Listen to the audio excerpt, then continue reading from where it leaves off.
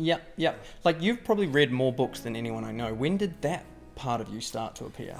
The first book that I actually ever read, but this is the actual first book, was Bravo 20. You would know that. Oh, Andy McNabb. Andy McNabb, Yeah. that fucking changed my world so much. Short background story for you guys at home. It's about maybe, 12 SAS soldiers? 12 or 8? 8? 8, yes, 8, which is even better, right? 8 SAS soldiers that got dropped behind enemy lines, whatever it was, shot like fucking 300 bad dudes, and it just had an amazing story. That changed my outlook of what was possible for people. Because one of those people, Mark Ryan, if my memory is correct, warped. Mark Ryan was doing Escape. I don't think it's Mark Ryan. Chris Ryan. Chris Ryan? Yeah, Chris Whoever Ryan. it was, right? Chris Ryan, he walked, like 250 miles across to Syria. Yeah. And went through this whole experience. And I was like, oh my God, I've done nothing. Look what this dude has done. That really inspired me. So then the very next thing after that was obviously the big man, Tony Robbins, Unleash the Power Within. And that was a moment, I listened to it on... The book. I did have the book, but I was a shithouse reader. Awaken the Giant Within? And what did I say? Unleash the Power Within. It must have been Awaken the Giant was the first one. Yeah. So it was an old school one, right? Yeah. So I had the book, but I was a pretty shit-ass reader, so I got on audio. And I remember very vividly listening to that book, and I was like, oh my God, this is a common thing? This dude is saying this like it's been around for 30 years. And he's like, it has been.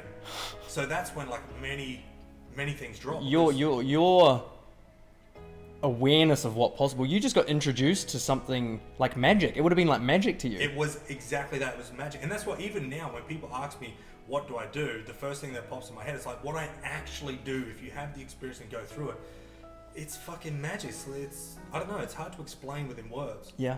So when people have an experience, they're like, oh shit. That's why I say to people for some of the events I run, and it's the same for you, it's like you just have to experience it. I can't put it into words. Yeah, it's like, well... And there's a great metaphor for it. Maybe you taught me it. It's like, if you had never eaten an orange, how would you explain to someone how an orange tasted? You just can't. It's like, here, eat the fucking orange. Yeah. And how many people come up to you at either the end of the session or an end of an event, and they were just like, what the fuck was that? Yeah. Like, that was it. That's the thing. They're like, I want more of that. Yeah, put that into words. Yeah. They can't.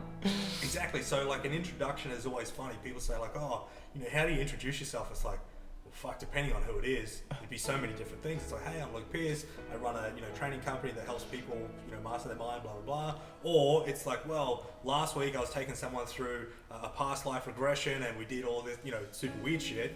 It's like, which one do you want? Yeah. Like, you let me know how weird you want this to go. Yeah. And then we'll take it where it needs to be. Yeah. And I mean, there's obviously levels above what we can even conceive now that's possible, and I'm just excited for that.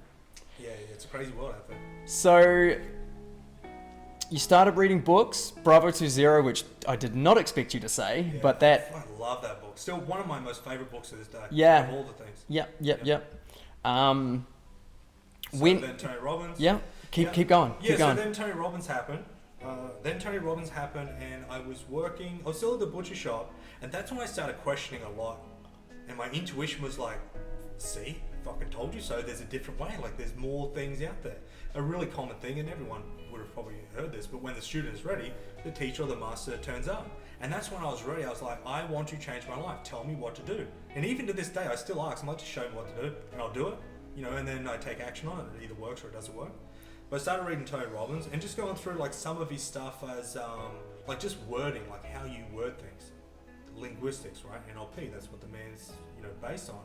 That was super fascinating for me, because not only could I do it with myself, but I could trial it out on other people. I could trial it out with other people. In 12 hours in a butcher shop all day, 5 people walking around, I would just be talking to them, and I'd witness their reaction, and I'd witness like what their body language is saying rather than what they're actually saying, and all these different things. So ever since then, literally from that moment, I've been obsessed with it. I remember saying to myself many years ago, it's like I want to master this stuff. I don't just want to fuck around with it. I don't just want to learn a little bit of it. It's like, and I don't even want to be the best. That's not my intention. Although that's maybe very well the byproduct. Happy days.